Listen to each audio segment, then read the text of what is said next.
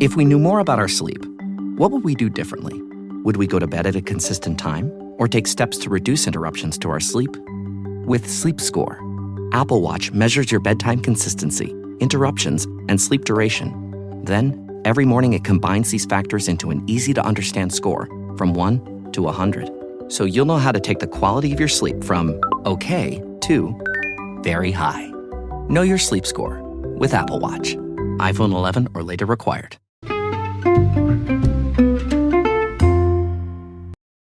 Hi, everybody, and welcome to this episode of the Dr. Psych Mom Show. Today, I'm going to talk about high-achieving men and what I'm calling the King Midas Problem. And as you remember, everything King Midas touched turned to gold, but for some reason, it still didn't work out for him. Maybe you remember why, and we will get to that and how it is analogous to many of the marital issues I see in my high-achieving male clients. As soon as I tell you to subscribe, because you get over 220 other episodes. My most recent one was Stop Scrolling, You're Wasting Your Life. And we have lots and lots of other great ones, including still the classic on oral sex on women. That was subscriber. That was smart of me to make it subscriber, because I bet it is why most of you subscribe. Hopefully not, though, because I do have so many other great ones, and I really do save my most straightforward style, which, you know, is shocking that I could get more straightforward than I am anyway, but I save those for the subscriber episodes because those are my real OG listeners. Okay, so let's go to the high-achieving men, the King Midas problem. All right, so as you remember, King Midas, he was granted a wish because he did something good, and somebody was, going to give him a wish, and he asked that everything he touched turn to gold. And this was really great. And he came home and he touched his couch, or he touched, I don't know if they had couches then, his, whatever he had, right? His throne and the flowers in his garden and all this stuff. And it turned to gold. And that's so great because then he has all this gold, right? And then he sat down to eat, and he couldn't eat because everything, his food and his drink, turned to gold. And then, insult to injury, I think he touched his daughter and she turned to gold, or his wife, or somebody like that. And then, that's pretty bad, right? And so then he wished for it to be over. And this isn't real, of course, but in the legend, then he begged for it to be reversed, and it was. All right, so you see the point is be careful what you wish for, and it's a great story. But it is really super analogous to all of these high-achieving, successful guys that I see in my office that have terrible marital problems. And if you wonder how, and many guys do, they wonder how everybody can like them except for their wife. Well, I'll tell you why. It is really no picnic to be married to King Midas. And especially King Midas before the epiphany, right? The epiphany that this was a bad thing to wish for. And if everything that somebody does seems good, then eventually they're getting a lot of positive feedback all the time. They're the head of their business. I have a podcast I link to from here about CEOs and their specific problems. But you could be a doctor, a lawyer, whatever. The successful, high-achieving person, you've gotten a lot of positive feedback throughout your life, right? And but you're not perfect. But you start to think that you're perfect because the higher you go up the mountain of achievement, the more yes men you get. The more that the lowest level of person you talk to is a peer. And a peer doesn't really want to insult you. They're your friend, right? They're the guy in your CEO group. All these guys I work with have their CEO groups. All the CEOs do, at least. And the doctors have their conferences. And the lawyers have their conferences and their firms. And basically, the higher up you get, the less likely it is that anybody ever contradicts you. They're either your friends that are being nice to you, or they're I mean, if you're working with me, then I give you some tough love, but I mean, not everybody's working with me. But, still, it's like everything you do works out. You get a lot of positive feedback. You make mistakes, but you learn from the mistakes. And just aren't you just a great guy? And then you get home and it's like your wife still doesn't seem impressed. And even if she does seem impressed with the things you do at work, then there's things that you do at home that she is not impressed by, because you are just, after all, a person. But you can forget that when you are in this mode of getting this constant positive feedback and constant successes, and you're doing all these important things and people are giving you great feedback, and it's just like really hard to then just come home and be a regular guy that is told, oh, next time you clean up the counter, can you do it differently? And that's a totally normal thing to ask somebody that you live with, But if you are used to being the man and everything you touch turning into gold, then it's hard to get that feedback and not think that the person is being nitpicky. Furthermore, it's very bad for the self-esteem of the person who's married to King Midas, because they're not Queen Midas, And so, in what I thought was a very clever analogy, they turn to gold in the bedroom, right? They are cold and metal and motionless because they just don't feel good enough. They don't have good self-esteem after constantly listening to you and your various victories and all of your achievements and all the money. And it sounds like, a good problem to have until you have it. And then it doesn't seem like a good problem, because the amount of money that gets people to a place where they feel like this is just nobody needs that much money. They just really don't need that much.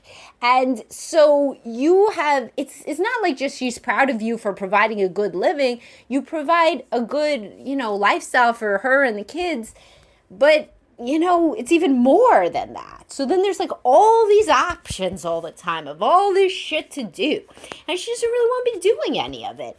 And so there wouldn't be those options if there wasn't this money surplus. So then that's stressful, because she's not achieving anything near the level you're achieving, which, fine, nobody may care. You genuinely may not care. Very few people that I've ever met that are high-achieving guys say, you know what, I just wish that my wife was achieving at the same level as me. Nobody says that. Really, I've never, ever heard that. Sometimes people wish the wife was more intellectual, or that she would go back to work, or that she was more open to new ideas. Sure, but I've never heard anybody say, actually, I wish she had the same salary as me or the same income. Nobody said that. However, when there's a huge disparity, not a disparity of you providing a good lifestyle, but the good lifestyle plus this surplus, well, she starts to feel more and more like you guys aren't equal. And you actually start to feel more and more like you're not equal too, if you admit that, because that usually does come out, is the guy does have some, thought that if he is providing at this level, then there should be some, quote, appreciation in a way that he really wouldn't feel if he didn't also have this surplus and this everything I touch turns to gold thing. So if everything you touch turns to gold and you touch her, she doesn't like it. Like, she just doesn't want to be another object, another thing that you can touch and it turns, into gold in a good way. She doesn't want to be, it starts to be like, why does this person think that he is so perfect and that he can hack me? And if you listen to the other episode, these are exactly the guys that try to do the optimization of the sex life. So you should definitely listen to the episode before this too. And these guys will go down these rabbit holes on the internet and they'll find like all these different ways to improve the marriage and to improve the sex life and to improve her, the wife, and all of this. And the woman just does not want to be another puzzle to be solved. She doesn't want to be another kind of tally mark of something that he has fixed. And she also doesn't feel very useful, because at the level where somebody's making this much money, that they have not only have provided, but then they have the extra disposable income and all of the vacation they could take and the house they could buy and all these extra things, right, that you really don't need, then she starts to feel less and less like an equal and more like he could just kind of outsource anything that she does.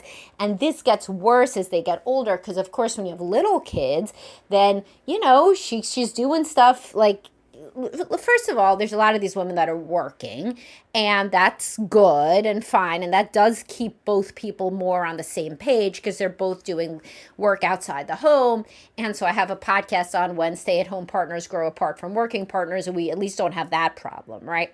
But, then there's a huge difference in the income, and then that leads to its own King Midas problems. But if the person's a stay-at-home mom, which frequently women do, if the income isn't needed at all, then it makes you feel kind of guilty for a lot of women to work because the income isn't needed, like even remotely. So it's kind of like, well, I guess if I was really a good mom, then I would stay home and I would just kind of be there when they're sick and pick them up from school and drive them to all the stuff because I don't have to work.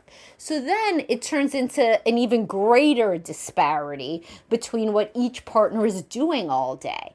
And the guy is in this go, go, go mode, and she's trying to be more of this kind of steady ballast for the children. So she's in a very different mindset all day. And then when he comes in like gangbusters and trying to optimize and to, say, I want to do this, I want to do this, I want to do this. And, it's just very, very different. Their days have been different. The tone that they took all day with the people that they spoke to was different. And they just feel very disconnected usually. And this is amplified if the guy has any narcissistic traits. And let's be real. To get to the top of any kind of business environment, you kind of have to have some narcissistic traits. That's real. Like, it's like, politicians. To be a politician, to be a successful politician, you have to have some narcissistic traits. I don't think I'm saying anything that anybody doesn't know. And whether that's more covert or not, you still think that you are the guy who can lead things. And thinking you're the person who can lead things, and it may be true, you may be a great leader, but thinking and knowing and getting good feedback about being the one who is at the top of the food chain in a certain way, it often brings you very far from your partner. And your partner does not just want to be another thing that you can control. So if she doesn't feel like, having sex, or she doesn't feel like doing the date night, or she doesn't feel like telling you that what you did today was so great and impressive, then she's not going to, because she feels like at a certain point her role is to be the audience member. And as I was saying before, when the kids are little, she's the mother, she stays at home, etc., that if she does.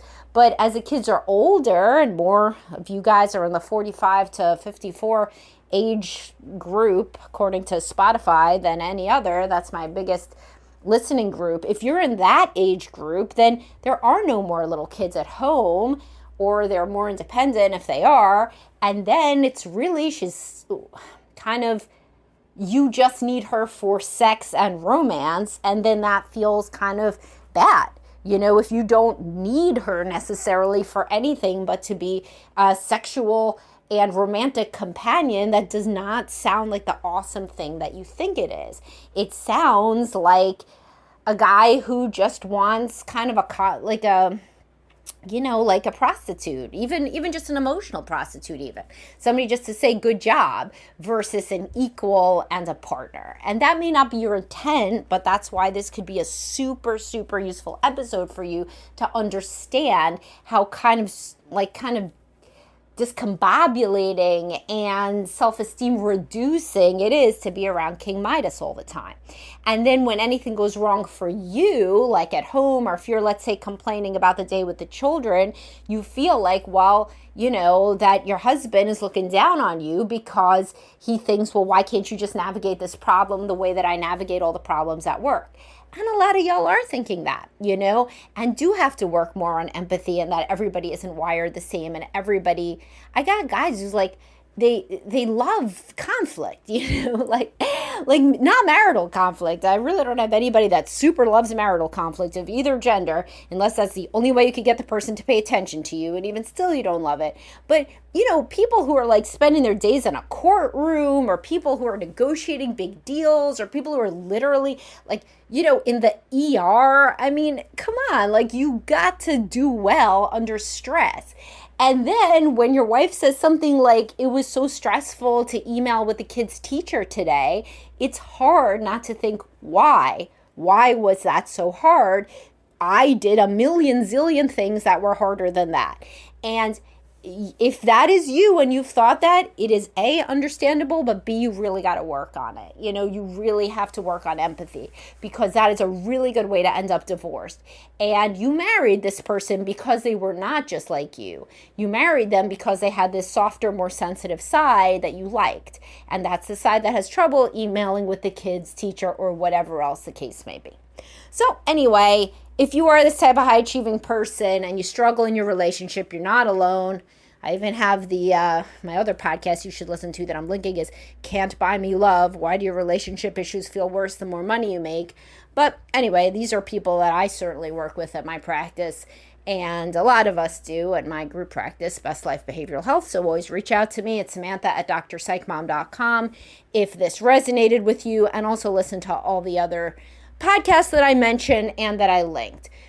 And honestly, this would be a really good one to send to your wife, because if this is, well, there, you know yourself best. If you're sending her a bunch of shit all the time, which I've told you not to do, then don't. But if this is, you want to introduce like the perspective that you're a guy who can also see how you yourself may be a difficult partner, and you're trying to learn how not to be so difficult and so kind of in your own head, and to see your wife's perspective, then this one might be a good one to share.